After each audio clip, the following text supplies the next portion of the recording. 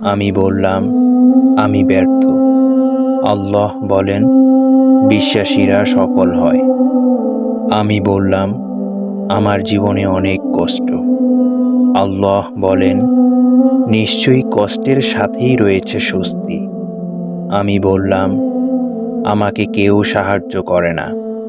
আল্লাহ বলেন, মুমিনদের সাহায্য করা আল্লাহর দায়িত্ব। আমি বললাম, আমি দেখতে খুব কুৎসিত। আল্লাহ বলেন, আমি মানুষকে সৃষ্টি করেছি সুন্দরতম আকৃতিতে। আমি বললাম, আমার সাথে কেউ নেই।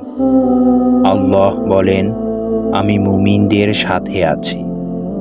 আমি বললাম, আমার পাপ অনেক বেশি। আল্লাহ বলেন, আমি তওবাকারীদের ভালোবাসি। আমি বললাম, আমি সব সময় অসুস্থ থাকি। আল্লাহ বলেন, আমি কোরআনকে রোগের নিরাময় হিসেবে পাঠিয়েছি। আমি বললাম, এই দুনিয়া আমার ভালো লাগে না।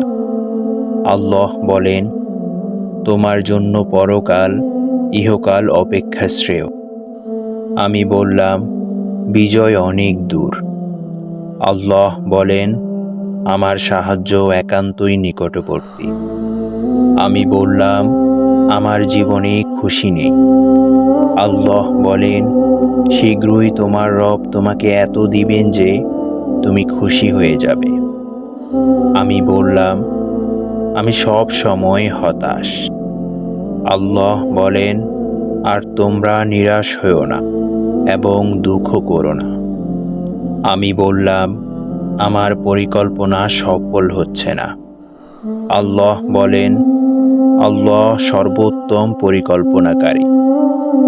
আমি বললাম, আমার কেউ নেই।